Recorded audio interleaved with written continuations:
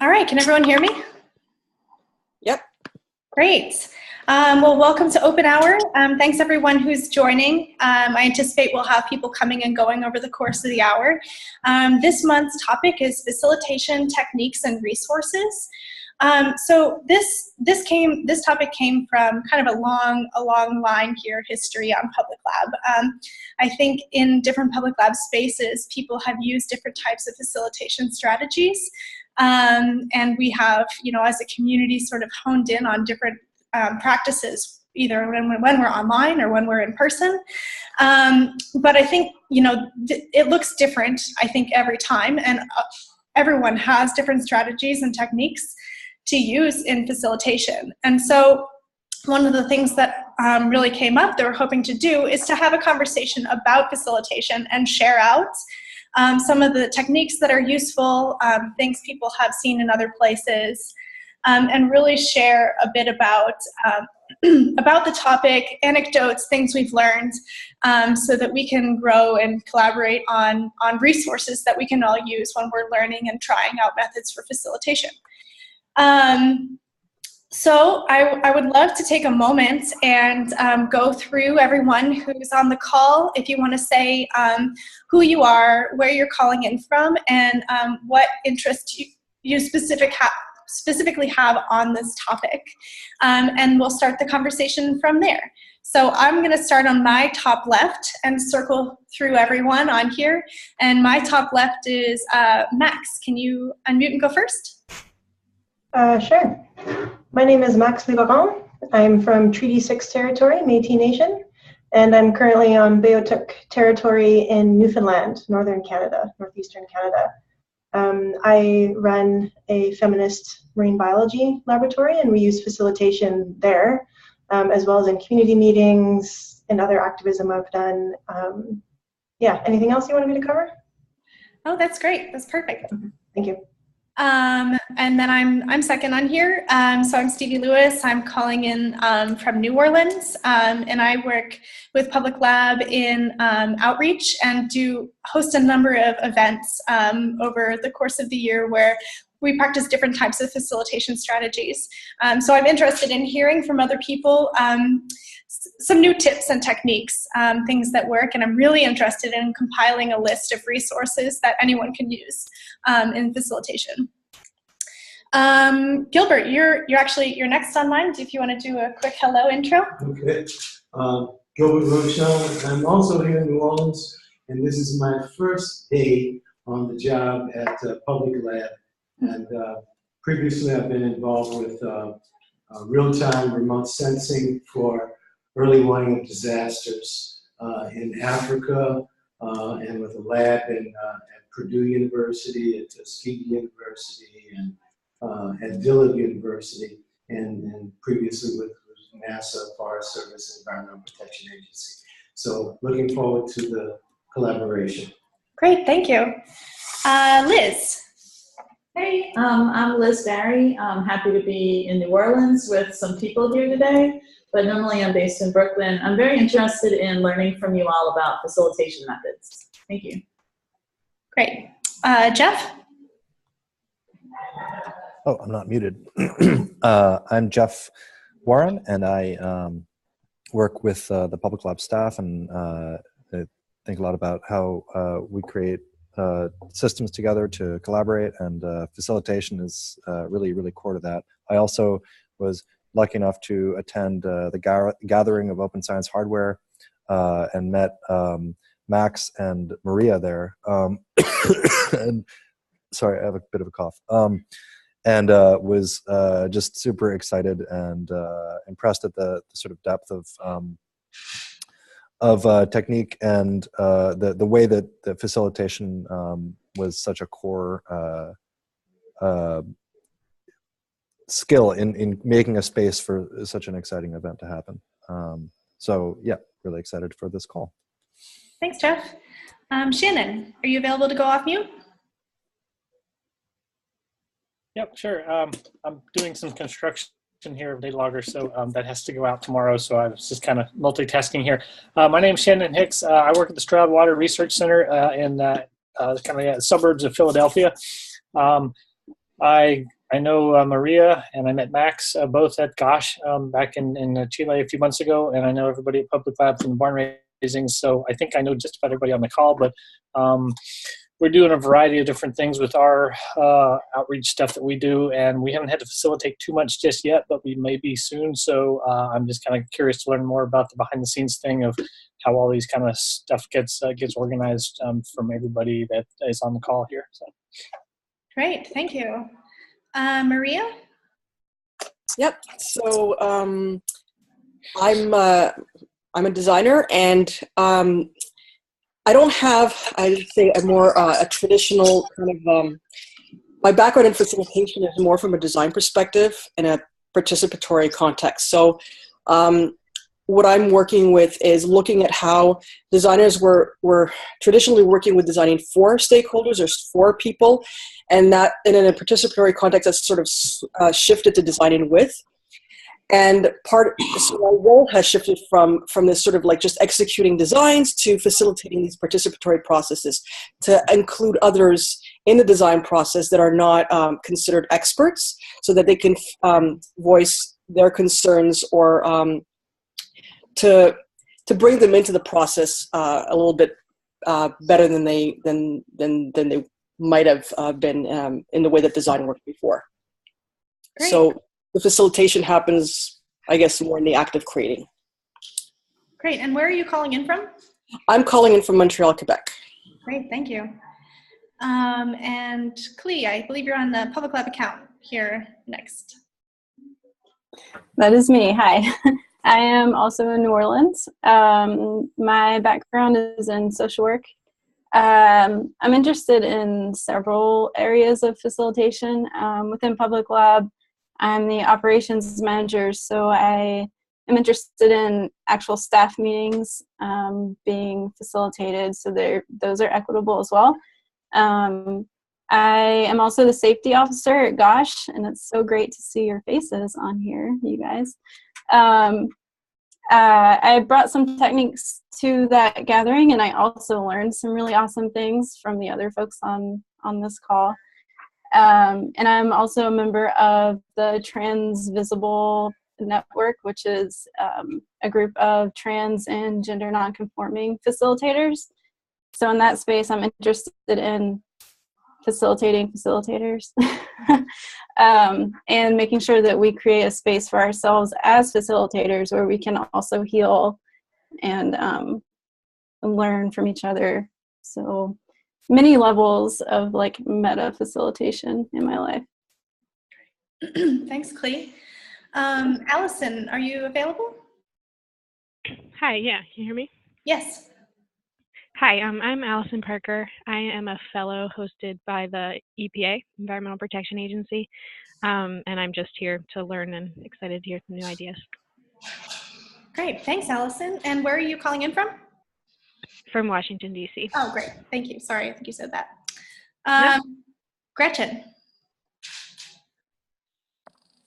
Hi, I'm Gretchen. I work for Public Lab, and I'm interested in facilitation both from under the Public Lab hat of like how do we create together and do collective decision making and all of those processes, and also I'm the chair of an environmental education nonprofit, and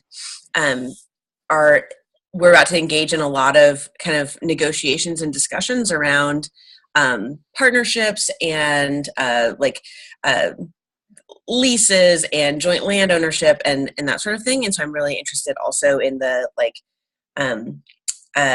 just kind of how to I guess a little bit like at the interface of negotiation and facilitation. Great, thanks. And Eric Roberts, are you available to go off mute? Hi there, can you hear me? Yes. Hi everybody, my name is Eric Roberts. I joined a little bit late, so I didn't hear the prompt, but I guess what I've heard is, just explaining why you're joining today. So my background is in environmental science, and for about 4 years or so, I worked in environmental conflict resolution, which was a lot of stakeholder engagement and kind of representative stakeholder negotiations, mediation of those conversations. So my friend Shannon posted this link to the webinar on Facebook, and I thought it sounded really interesting and kind of along the lines of what I like to work in. So I thought I'd join and see what it was all about. Great, thanks. And where are you calling in from? Boston, Massachusetts. Excellent.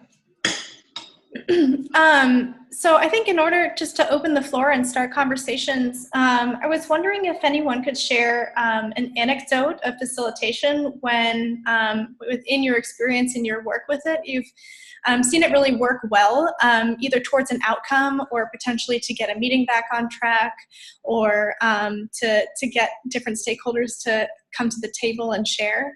And I was wondering if anyone wants to sort of kick off the conversation with either an anecdote about that, or questions or times when you've had that come up.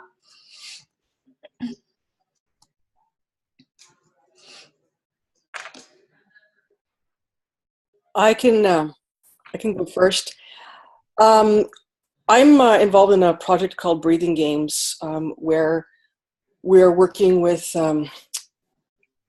health practitioners and researchers, game developers and designers and artists, in co-creating these games for kids who have asthma. And we have these game jams that we do a few times a year, and where we get everyone together so they can participate in brainstorming and designing and creating. And that's been, we've had some interesting situations where we'd have either the medical experts or the game design or developer experts not really aware of including the people that we're designing for, which is the people who are actually the patients. So I found that there was, in one of the game jams that we had here in Montreal, where they were sort of left out of the, I guess, a circle of participation.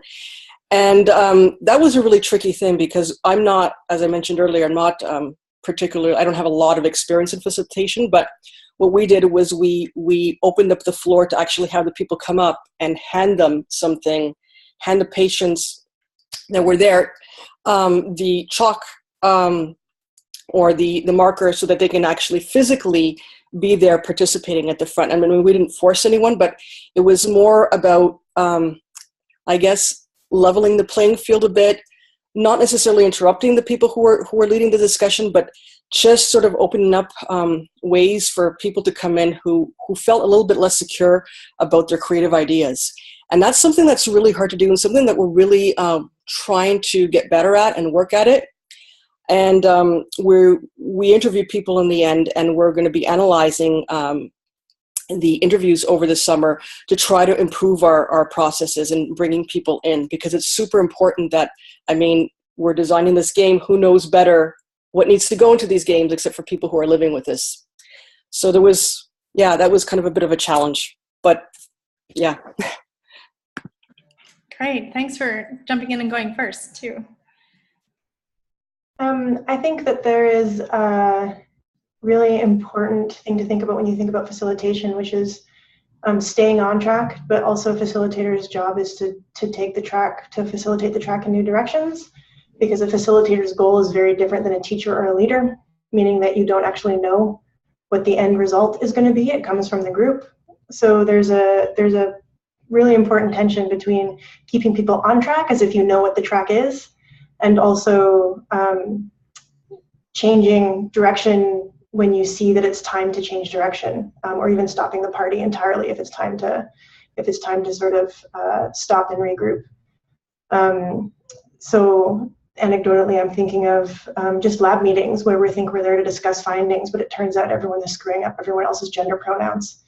So we have to stop the meeting and talk about power and pronouns and why we bother to, like this sort of stuff. So I think that's also really important as a facilitator, is sort of see what needs to be addressed as opposed to being a leader and thinking you already know what needs to be addressed.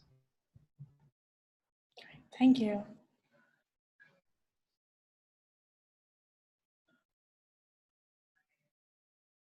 So keeping a meeting of like faculty on track as a facilitator is amazing. Like when you actually manage to have an agenda and stay on the agenda, like it's like magic and miracles and beautiful things to do meetings under time consistently because people don't go off track. Mm-hmm. But then as I was talking, I just realized that I facilitated another meeting 2 weeks ago.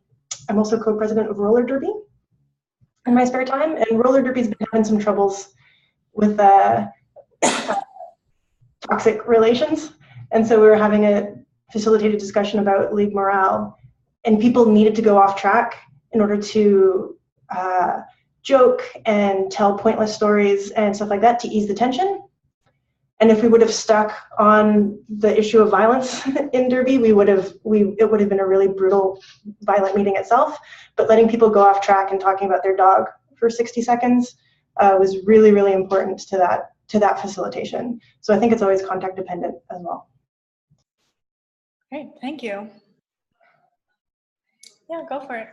As a follow-on to that, one of the initiatives that we were working on for years was trying to establish real-time satellite remote sensing ground stations for early warning of disasters at cooperative universities in Egypt. And we went there several times, trained all the people, established relationships with stakeholders, etc. And then when the military decided they were going to pull the plug on the project, we thought that it was completely over. We had exhausted all of our internal resources. So it's important in situations where you run into a complete brick wall to reach out to individuals who are outside the group in order to get a different perspective to facilitate the process. So we're able to reach out to a sympathetic Egyptian scholar at George Washington University who was then encouraged us to reestablish in a different country altogether with new university partners that he had some relationships with. And to our delight and surprise, NATO agreed, as did the government of Morocco. So now we actually have real-time ground stations at Abdul Malik Assad University and El Akoumene University.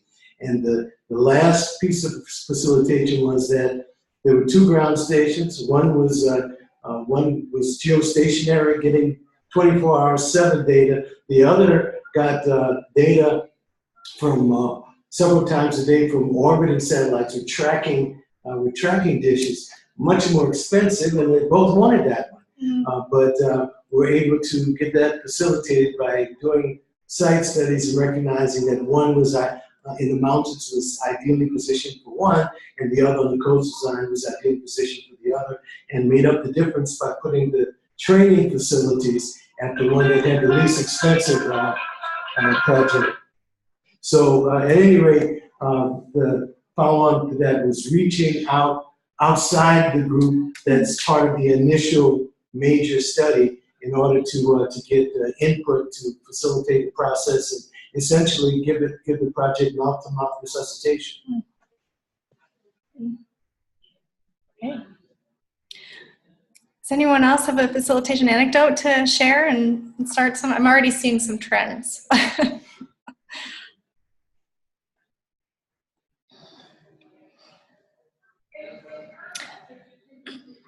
Can I call on you, Eric? I feel like you have a lot of experience here. Sure. So I was just thinking about, kind of how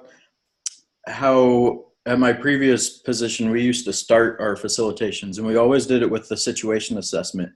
And we would go and we would talk to all the different stakeholder groups and figure out, what do they actually care about? Why do they care about it? And where do they see opportunities for collaboration? And I felt like that was a really useful practice to help them engage in creating the initial process and the topics that would be discussed. So I guess that's one little anecdote, is doing that situation assessment to get input on the agenda development in the very beginning so that people are engaged from the start of the process. Great, thank you.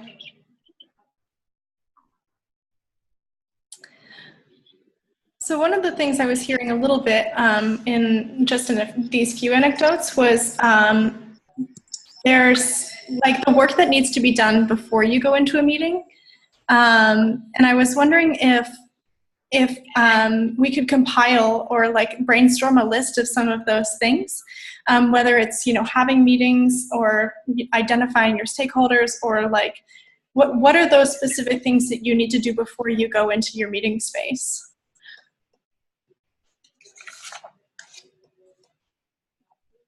Sorry. No, go for it, Maria. No, I was just going to say that we kind of made a lot of mistakes when we were doing our participatory design sessions, in the sense that not everyone who designs or who creates normally works in a participatory context. So we didn't send out any information about the way that we wanted to approach the game jam. So that was the first mistake that we did. And then at the end of after I had conducted the interviews that day, I had created just quickly a short list of the things that we needed to do the next time, which was even sort of communicating, not just in terms of like what the rules of engagement were. Like if you're an expert health practitioner, how do you stop and listen and include others? Because that work wasn't done, and we ended up with some very tense moments. And I feel that, you know, when you're going into a situation without careful thought and planning, and then you learn from your mistakes, which is fine, but at the same time, you know, you can't take that. It was a negative experience for a few people, and you can't go back and you can't go back in time, right? So it really made us, I guess, a little bit critical of the way that we had approached it. And a lot like now we're much more aware of all the work that needs to get done. You can't just call an event and say, okay, everybody show up. You need to really think about the way that you talk to people about how they're going to work together. When I was at the gathering of Open Science Hardware with a lot of these folks here today, one of the things that I really appreciated was the rules of conduct that we started off this meeting with, which really set the tone for, you know, things like considering other people, being respectful towards others. And that might sound like just like you just should know these kind of things. It's pretty basic, but at the same time, if you're new to this, you know, you're not necessarily going to know all that at the beginning. So for me, I would like to see some kind of a toolkit for designers going into you know, like a list of things to do when they're new to it. Because for people who are more advanced at facilitation, they might already have certain strategies that they use. But when you're starting from scratch, you're basically forgetting a lot of things that should be common sense. I think one of the things I've seen across safer spaces, which are spaces where diversity is taken seriously as opposed to sort of token inclusion, is a code of conduct or ground rules or whatever you want to call it, agreed upon conduct. And deciding that ahead of time is super important. So CLE was a big part of putting that together for GOSH. And the reason we did that specifically for GOSH is because the premise of that particular gathering was extreme diversity. And the goal was not assimilative. It was not to smooth across the differences or all work together with a big happy rainbow. It was to preserve differences and disagreement and different values.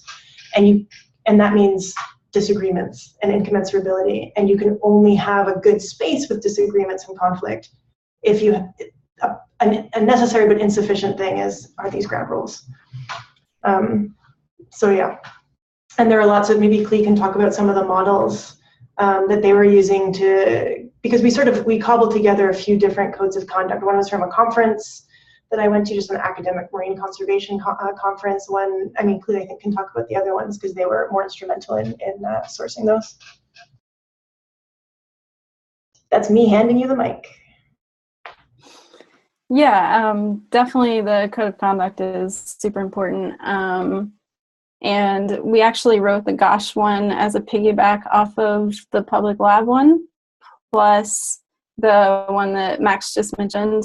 And then there were a few other organizations. I remember TransHack was one too.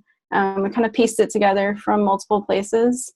But actually on the public lab site, we wrote how we did the public lab one. If you want kind of that was step one to the Gosh one. That's kind of like a starting point. In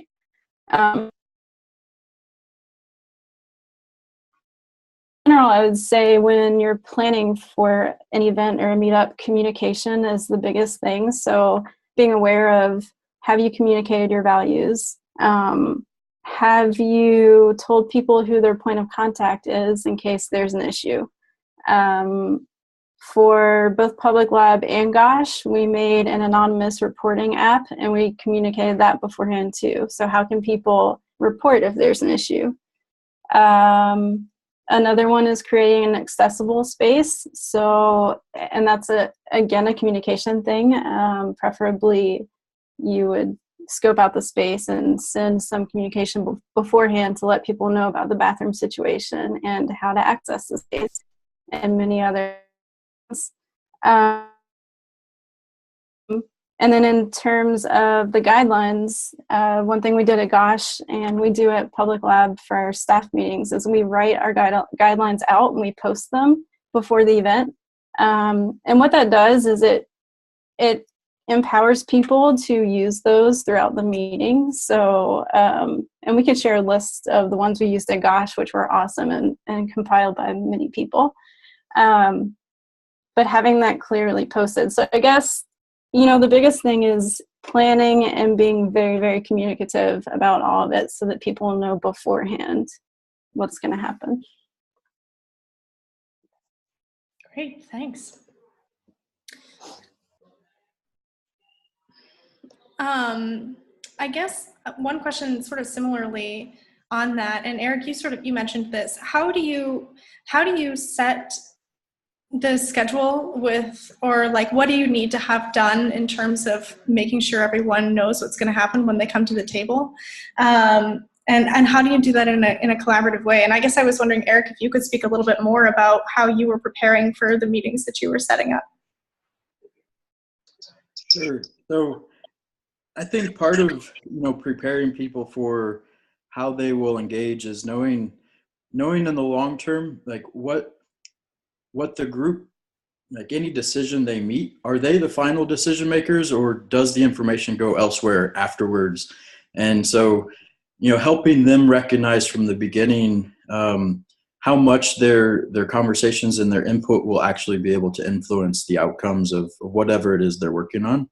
I think that's one of the biggest challenges that we had in one meeting was we showed up for a meeting that everybody thought it was going to be about one thing, and we thought it was about something else. And at the end of the middle of the meeting, it was pretty clear that we had prepared for a different meeting than people had wanted, and we couldn't give them what they wanted because the final decision of that meeting wasn't going to be in the people's hands that were actually in the meeting. It was some government officials. And so, being real clear about how much influence their decisions and their, the way that they participate can actually influence the outcome. And, I think that depends on what type of process you're in, right? I mean, these were public stakeholder engagement type projects. And so it's different if it's internal within public labs or within Gosh or something else. But yeah, I think just being clear from the get-go.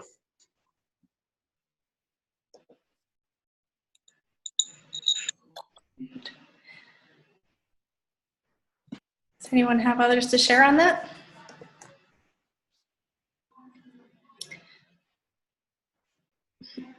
Max, you brought up an interesting point about recognizing when something else needs to happen, like even when you are in the middle of like what you're doing. And I guess I was wondering a little bit about, as a facilitator, how do you recognize those cues?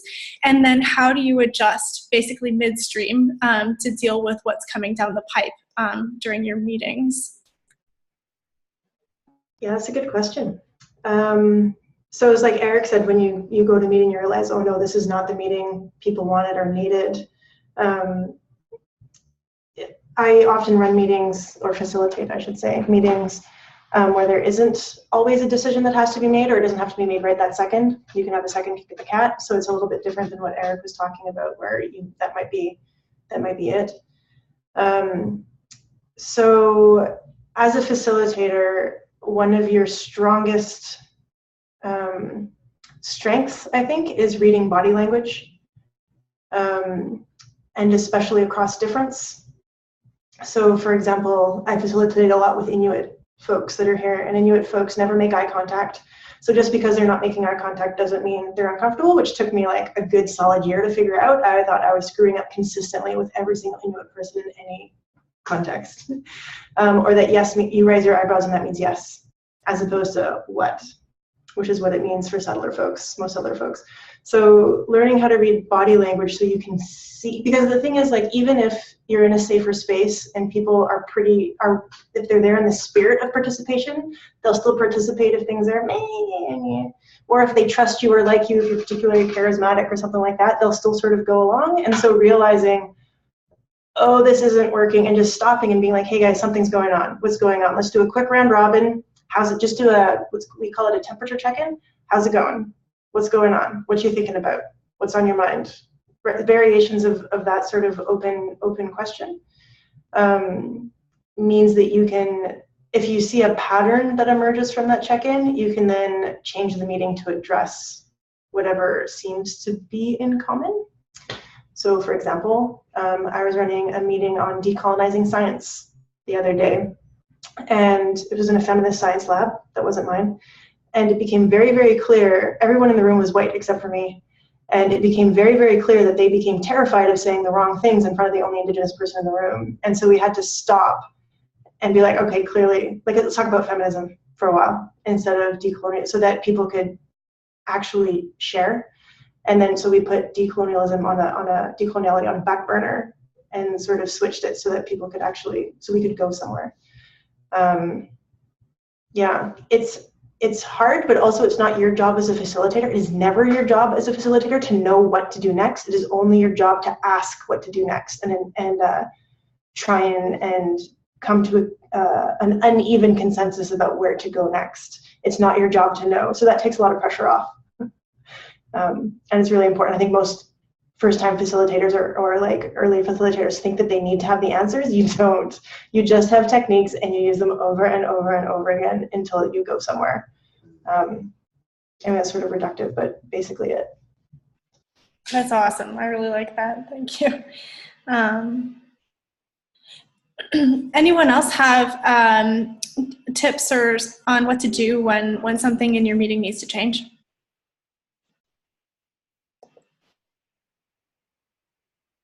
What about when you have someone who just won't stop?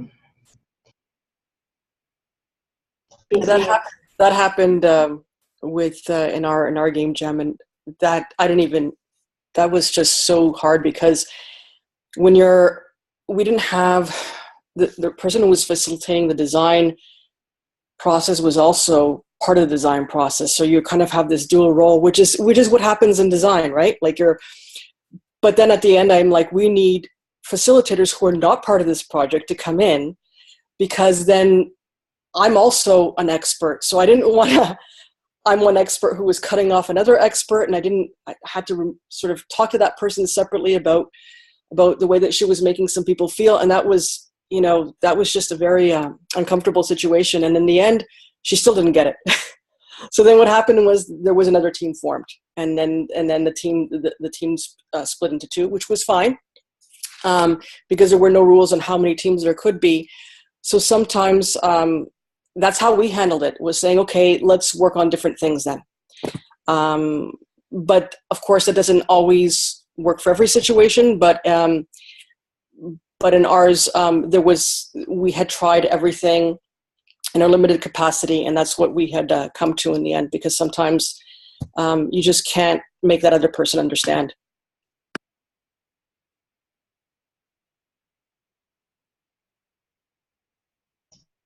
I actually want to comment on something that you said, Maria, and that's, I think sometimes people think that facilitation is a big love-in, and like everyone will get along and it's all going to be great, but actually exclusion is a really important part of good facilitation. Sometimes, especially when you're making a really diverse space or a space of robust participation and collaboration, if someone's endangering that or being some kind of violent, discursive or otherwise, that person is not allowed to stay. And so this is, I'm going to point back to Clee, was our safety officer, where if someone didn't follow the rules of conduct at Gosh, they had to leave. And that happened. And that's happened at every place that has a really good code of conduct that I've ever been in, ever. Conferences, etc. Because you're always going to have someone with more privilege and entitlement than can be directed productively. So I think that's an important part, Maria, that sometimes exclusion is an important, or change, or like cleaving is an important part of good facilitation, not failed facilitation necessarily. This is Eric. I think another, I think Max, you kind of started touching on it there.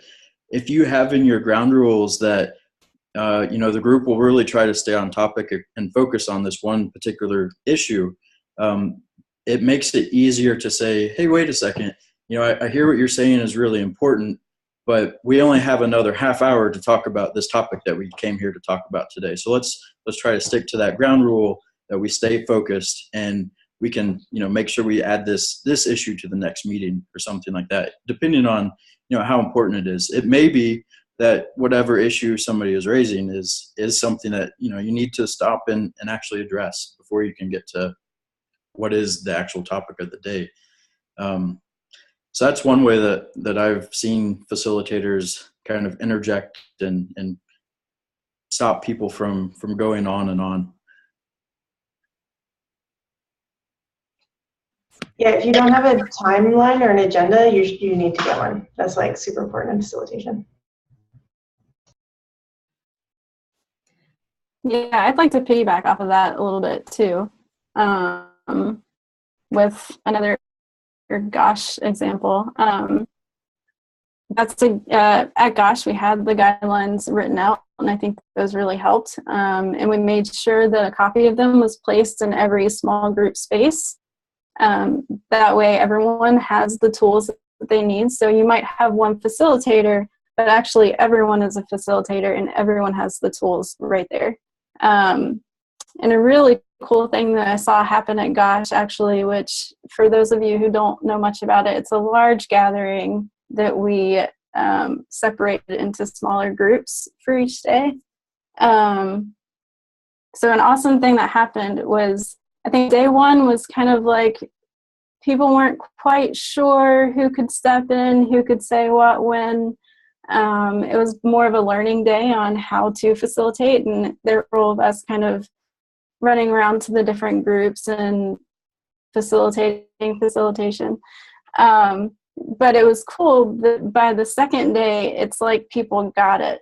Obviously, there was still some facilitation to be done, especially with talking to specific people, but for the most part, it was actually like almost magical feeling that at that point you could walk up to a group and just from one day of watching, intentional facilitation, suddenly you had 80 people who knew how to facilitate and were doing it very effectively, and felt like they could use any of the guidelines that were posted.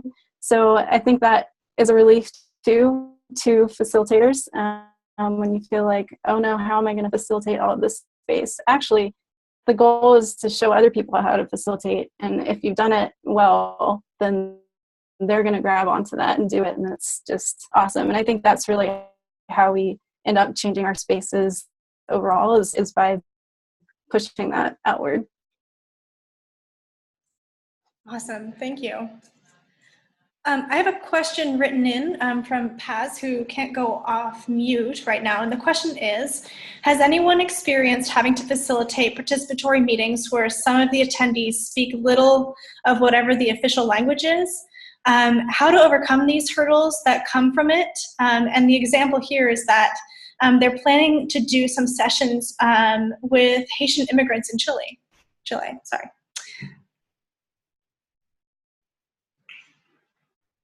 So I have, and this is not just English, it's also people who don't speak because they don't speak. Mm-hmm. So like almost all conversations favor extroverts. But also I teach classrooms where lots of people, English is the first language. So the challenge there is to move the conversation out of right now real-time spoken or written language into delayed things, other forms of communication. So either people can take a lot of time to write things out, and then you submit written things. For example, we've done that a lot with elders who don't speak English, or communicate in ways that aren't based on language, which is super tricky. But like using signs or post-its with little icons on them and grouping that, like, so if you have to make a decision, you can still do some decision making without a lot of words by grouping things, clustering things, ordering things, and taking a ton of time. The problem is you can't do real-time, just-in-time discussion without translators, I should say. And even with translators, it's slow. So it means you have to break from the dominant mode of discourse. And that's tricky. There's not a lot on how to do that, unfortunately, in the training world. So you really have to rethink communication.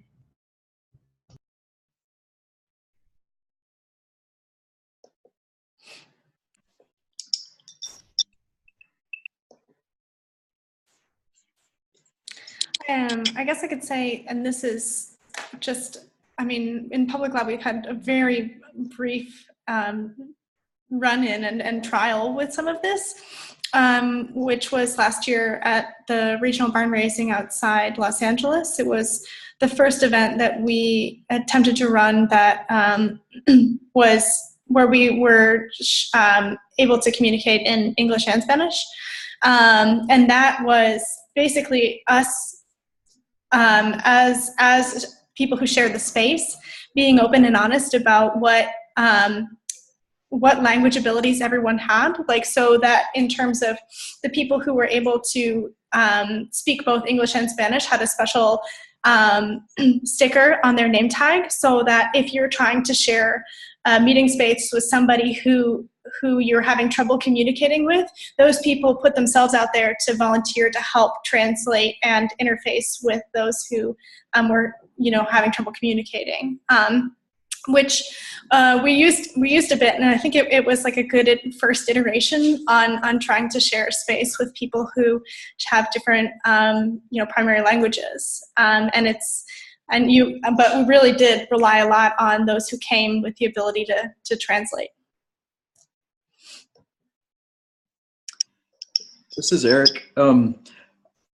It wasn't a project that I worked on, but I was working for a group called Resolve, and before I joined Resolve, they had worked on a Superfund site in the Duwamish River just south of Seattle. And there was like 6 or 7 different languages spoken by the people who mostly lived right around the river area. So the facilitator, Martha Bean, came up with a really interesting idea, which she then dubbed as serious play. And so it wasn't a meeting where people had to make decisions, but it was a meeting to help people understand the different ways that the PCBs could be addressed in the river. And so she used Legos and had people broken out in small groups of 6 or 7. And they used Legos to show the different ways that you could either dredge the PCBs out of the river, or you could cap them with different colored Legos. So I can put a link to a video that I made of the process in the chat box, but it's kind of a cool way to at least help people understand the problem and the options, but making decisions when it comes to having different language abilities, that was certainly probably much more challenging.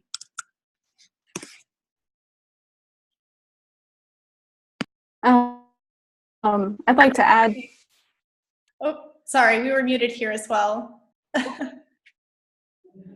Let's Can go you hear me? Gilbert and then Clee. Does that work? Sure. Okay, go for it. Okay.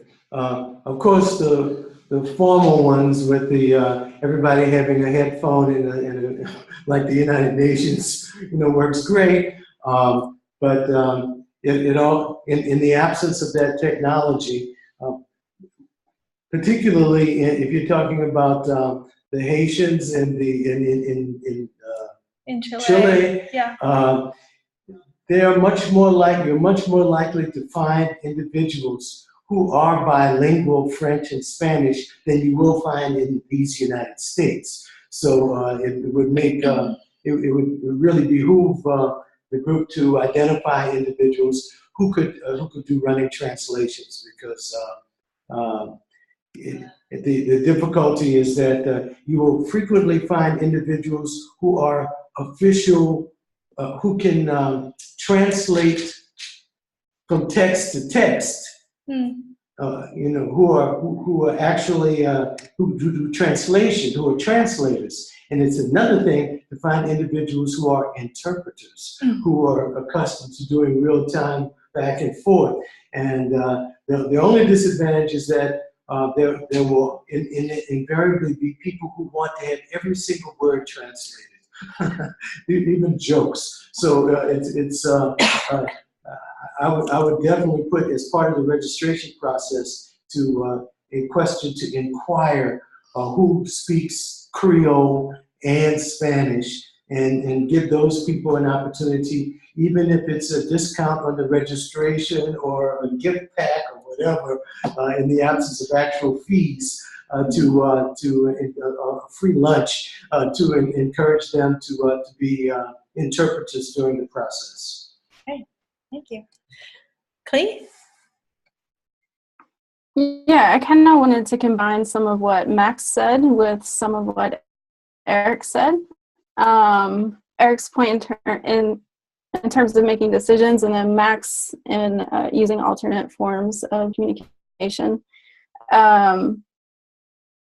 One thing that I think really helps is to, if the end goal is to have a big decision made, don't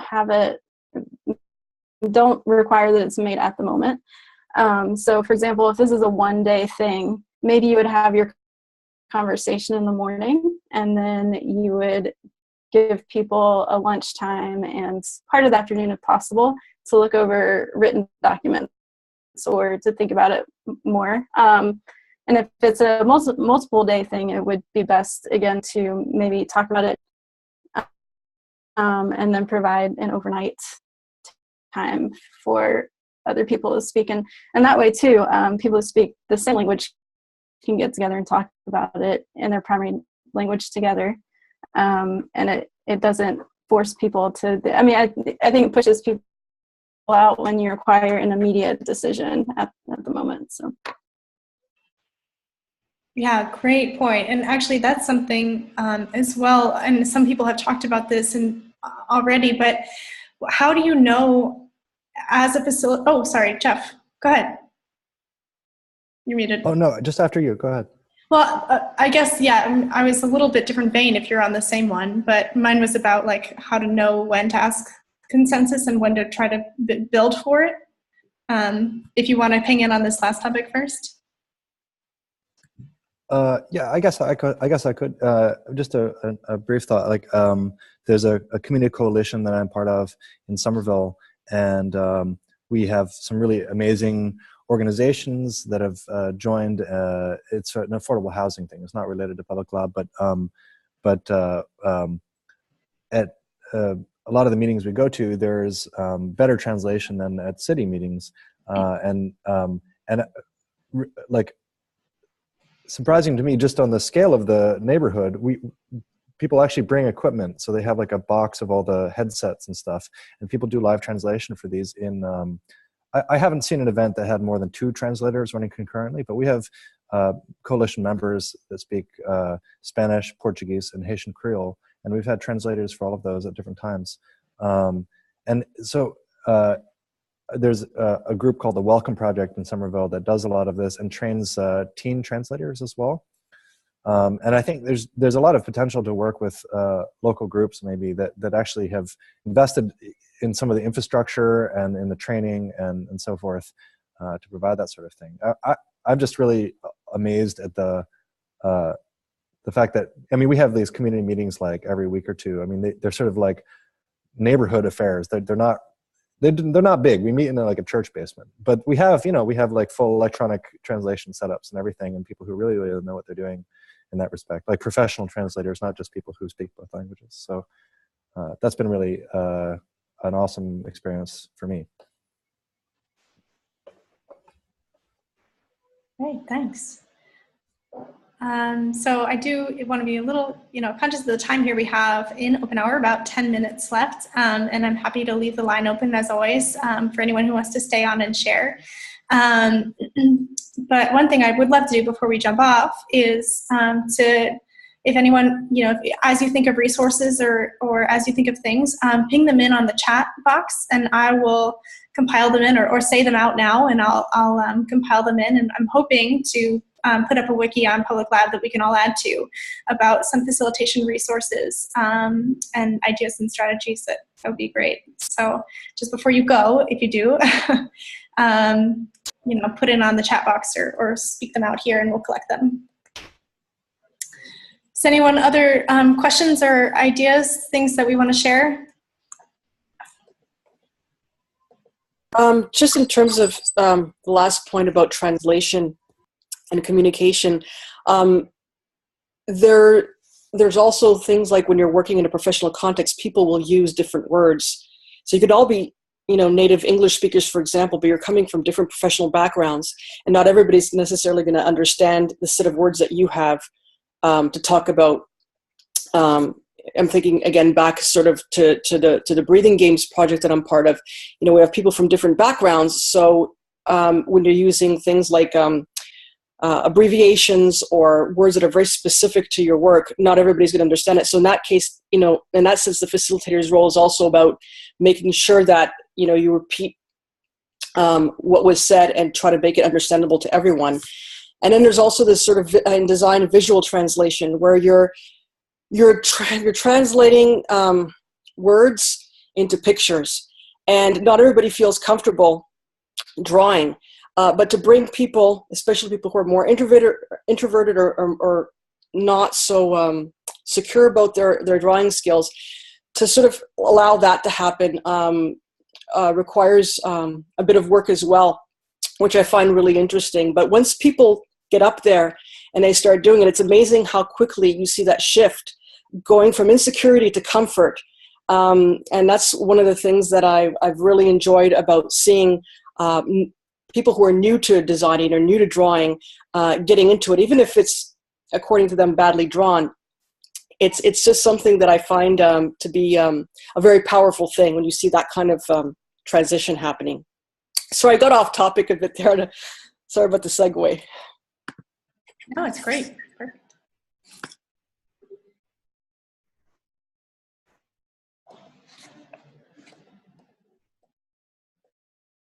So anyone else have other things we want to share out or ask in terms of advice or experiences on facilitation?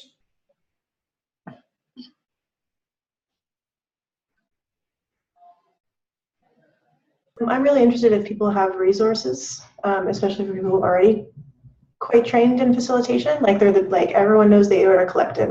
There's certain sort of nodes, especially in North America, that people consider, because there's a North American style of facilitation that most people draw on. But if people know of other places to do training or know of other cultural frameworks for doing facilitation, I'd be really interested in them going into the resource guide that you're putting together. And also actually to talk about non-North American styles of facilitation. So like the Nordic consensus conferences are quite different than North American facilitation. I don't know much about them, and I know there must be other ones. So I'd be really interested to hear about those.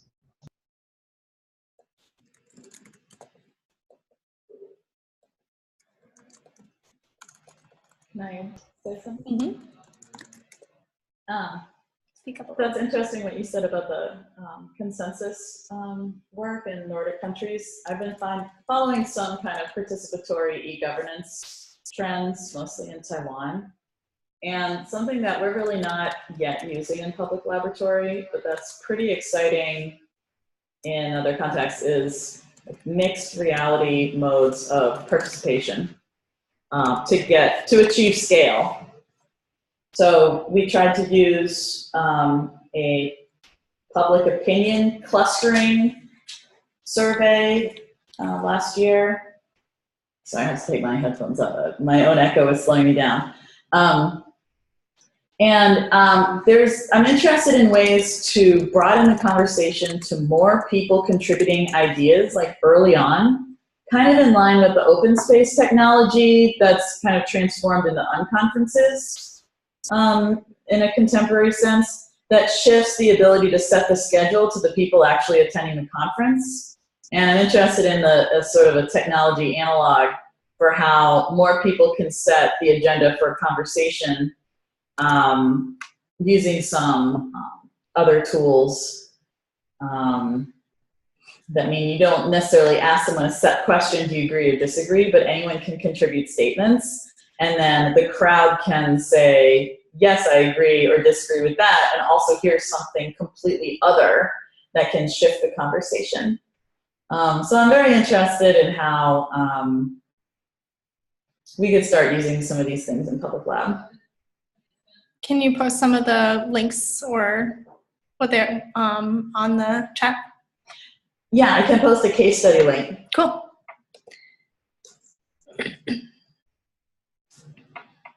I put a lot of stuff in the chat. I can explain real quick if that is useful. Sure. Yeah. The top one is an organization's website. They're called FemTechNet, and they have a lot of resources on how to have design processes that are accessible. It's really good, I think, for a lot of the work that you're doing, Maria. So I checked that one out.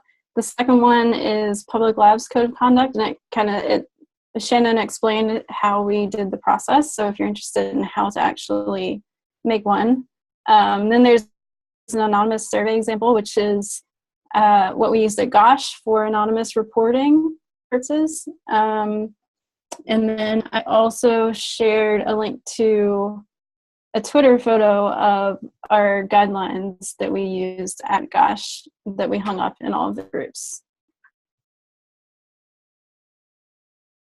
Great.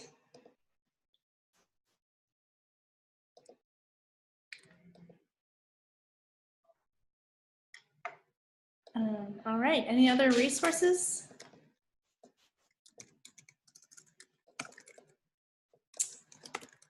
I can send you mine by email. I don't have links to them. They're like photocopies that I've scanned. But I do, if people are out looking for resources themselves, just a warning that if you Google facilitation, you will get a lot of what I would characterize as business leadership models, which are antithetical to facilitation and just really better at making better entrepreneurs that get people to do things that they want. So be very conscious that if you're trying to self-learn, there's a lot of stuff that goes under the name of facilitation that is what I would consider not at all facilitation.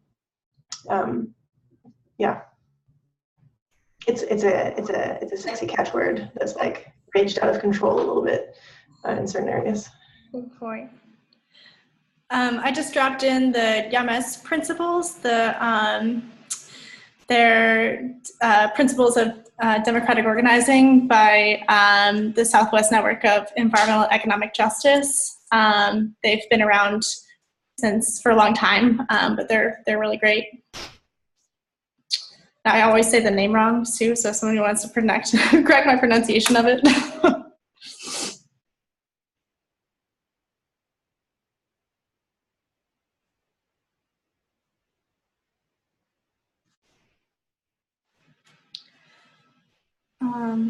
All right. Well, thank you so much, everyone. I'm happy to leave the line open if anyone wants to talk to anyone individually or share out a little bit more as a group. But just thank you so much for joining the Open Hour and sharing everything. And I have, I guess, one other little link I'm dropping here, which is a link to a survey specifically about Public Lab and Public Lab events, just getting feedback on how things are going, how you heard about it, and what you thought of the event. So if you have a minute to fill it out, I think I just, hold on, typed it in. There we go. It's the SurveyMonkey link. That's the last one up there. That would be great. But other than that, thank you so much for joining, and I really appreciate it. And I'll post out on Public Lab when we get the wiki up, and it would be really awesome to get everyone in on their editing and adding. So, thank you.